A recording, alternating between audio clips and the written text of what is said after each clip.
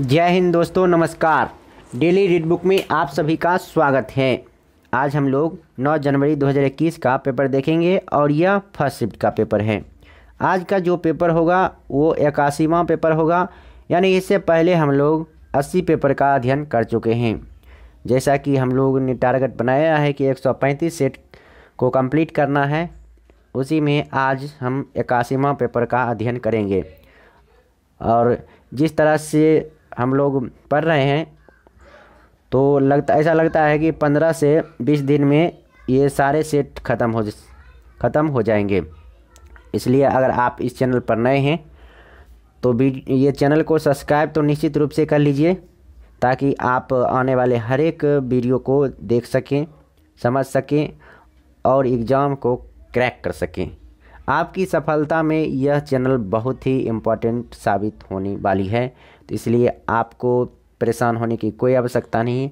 Channel को subscribe कीजिए। अगर कुछ दिन देख लीजिए, अगर अच्छा लगेगा तो रहिएगा, नहीं तो जा सकते हैं, कोई दिक्कत नहीं है। तो आज का पहला प्रश्न स्टार्ट करते हैं। भारत के वन्यजीव संरक्षण अधिनियम 1972 में कितनी अनुसूचियां हैं? तो इसका आंसर होगा 6। भारत के वन्यजीव संरक्षण अधिनियम 1972 में 6 अनुसूचियां हैं। अगला प्रश्न है, तारे रात में आसमान में क्यों टिमटिमाती हैं? तो इसका आंसर होगा नक्षत्र प्रकाश के वायुमंडलीय अपवर्तन के कारण। वायुमंडलीय अपवर्तन के कारण आकाश में तारे टिमटिमाते हैं। स्वतंत्रता के बाद दूसरी पंचवर्षीय योजना के दौरान जर्मनी के सहयोग से किस इस्पात संयंत्र की स्थापना की गई थी? तो इसका आंसर होगा राउरकेला इस्पात संयंत्र। राउरकेला इस्पात संयंत्र की स्थापना 1956 से 61 के दौरान की गई थी। और किसके सहयोग से किया गया था? तो जर्मनी के सहयोग से किया गया था। अगला प्रश्न है, अंतर्राष्ट्रीय बहुपक्षवाद और कूटनीति दिवस डैश को मनाया जाता है? तो इसका आंसर होगा 24 अप्रैल को। कृत्रिम उर्वरक पहली बार डैश शताब्दी के दौरान निर्मित किए गए थे? इसका आंसर होगा 19वीं शताब्दी के दौरान कृत्रिम उर्वरक का निर्माण किया गया था। निम्नलिखित में से कौन सा विकल्प लगभग आयत और वर्ग के समान है? तो इसका आंसर होगा समचतुर्भुज आयत और वर्ग के समान है। पेरिस स्थित international institute of educational planning संयुक्त राष्ट्र के किस संगठन का अंग है? तो इसका आंसर होगा यूनेस्को। CSC द्वारा ग्रामीण विपणन को बढ़ावा देने के लिए भारत के किस जिले या शहर में पहला कैश एंड कैरी स्टोर खोला गया है था? तो इसका आंसर होगा मुरादाबाद।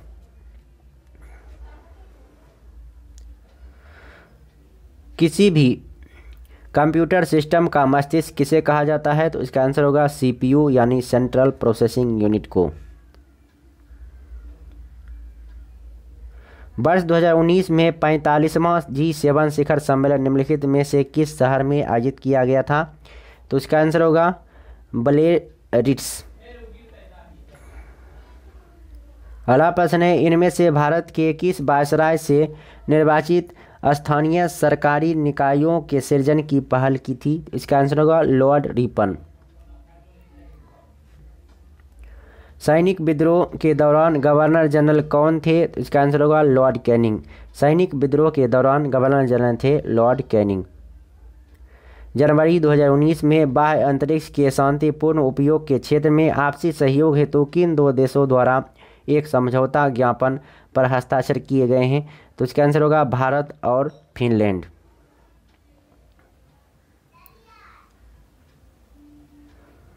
चूहा का जो संबंध बिल से है उसी प्रकार घोड़ा का संबंध अस्तबल में होगा, यानी चूहा बिल में रहती है तो घोड़ा अस्तबल में रहते हैं। निम्नलिखित में से किन नेताओं ने ताशकंद समझौते पर हस्ताक्षर किए थे?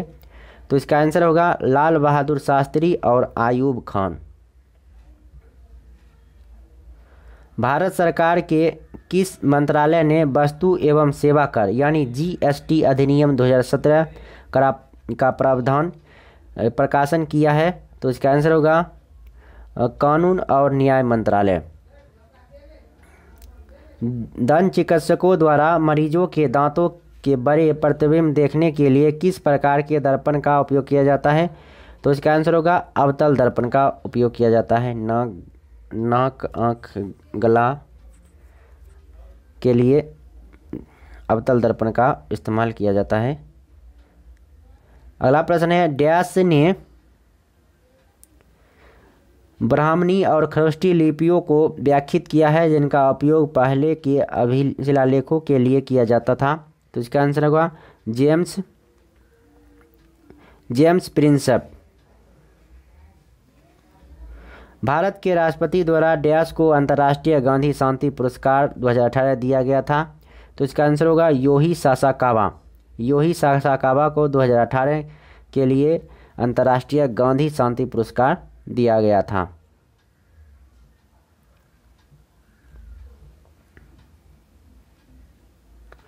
दो 2019 में जारी किए गए डिजिटल इंडिया के सार संग्रह का नाम बताएं?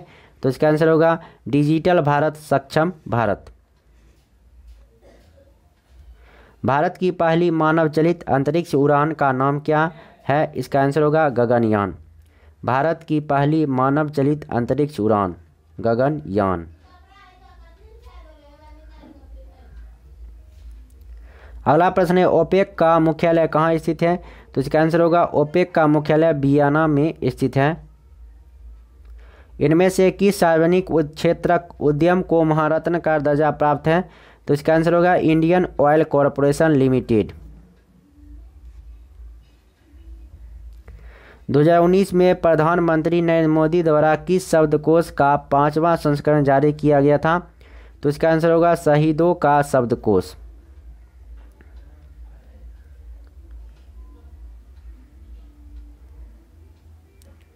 वर्ष 2018 में आयुष्मान भारत योजना का आरंभ डैश से किया गया था? तो इसका आंसर होगा झारखंड के रांची से। 2019 के लिए वर्ल्ड इकोनॉमिक फोरम के ग्लोबल कॉम्पिटिटिवनेस इंडेक्स में भारत की रैंकिंग कितनी थी? तो इसका आंसर होगा 68वीं। डैश एक संचार प्रोटोकॉल है? तो इसका आंसर होगा HTTP यानी हाइपर टेक्स्ट ट्रांसफर प्रोटोकॉल।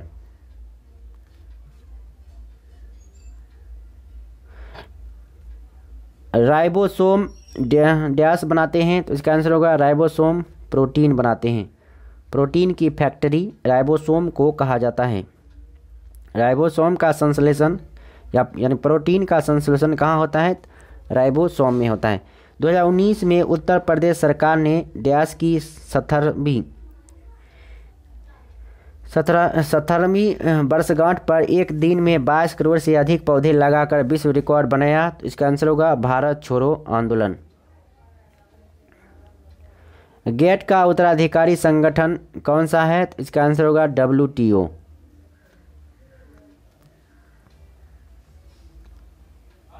श्वसन प्रक्रिया में ग्लूकोज जैसे जटिल कार्बनिक यौगिक ऊर्जा प्रदान करने के लिए डैश के रूप में टूट जाते हैं? तो इसका आंसर होगा ATP के रूप में टूट जाते हैं। ICC क्रिकेट विश्व कप 2019 पुरुष का फाइनल मैच कहाँ खेला गया था? इसका आंसर होगा लॉर्ड्स लंदन में। उस स्मारक का नाम बताइए जो एक पुरातात्विक स्थल के सफल जीर्णोद्धार और संरक्षण का प्रमाण है। तो इसका आंसर होगा सांची स्तूप।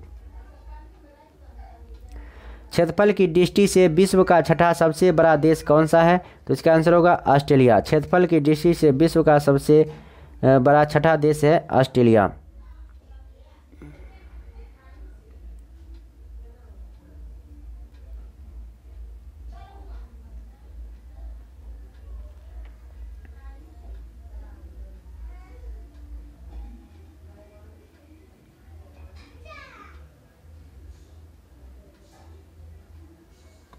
अगला प्रश्न है, पॉलिटिक्स ऑफ जुगाड़ द कोशियल हैंडबुक तो के लेखक कौन है? इसका आंसर होगा सवा नकवी।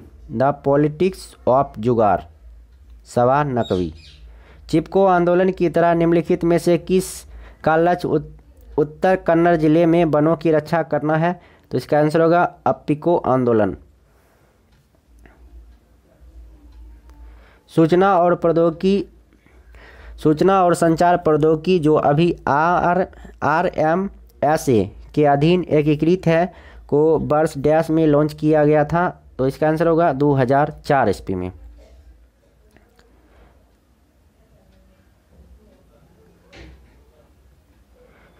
जनसांख्यिकी संक्रमण को निम्न में से किसके रूप में वर्णित किया गया है? तो इसका आंसर होगा एक समय के बाद समाज की जनसंख्या में परिवर्तन की एक प्रक्रिया। अगला प्रश्न है, आधुनिक आवर्त सारणी में तत्वों को डैश ऊर्ध्वाधर स्तंभों में विन्यासित किया गया है? तो इसका आंसर होगा 18। वर्ष 2019 में शांति का नोबेल पुरस्कार निम्नलिखित में से किसने जीता? तो इसका आंसर होगा अभी अहमद ने।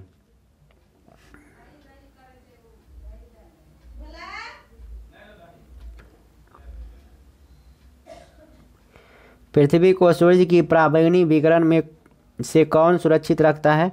तो इसका आंसर होगा ओजोन। किस नदी के विस्तार क्षेत्र को राष्ट्रीय जलमार्ग 2 कहा जाता है? तो इसका आंसर होगा ब्रह्मपुत्र नदी।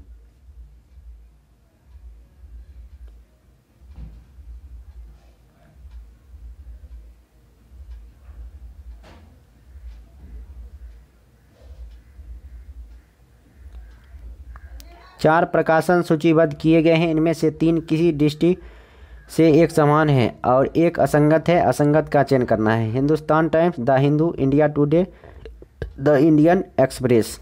तो इसका आंसर होगा इंडिया टुडे। मणिपुर इम्फाल से उसी तरह संबंधित है जिस तरह नागालैंड डैश से संबंधित है? तो नागालैंड कोहिमा से संबंधित होगा।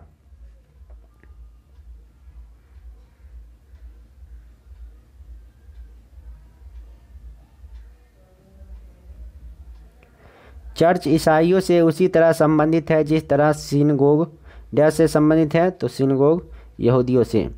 तो इस वीडियो में इतना ही। अब फिर मिलते हैं नेक्स्ट वीडियो में। तब तक के लिए नमस्कार, जय हिंद।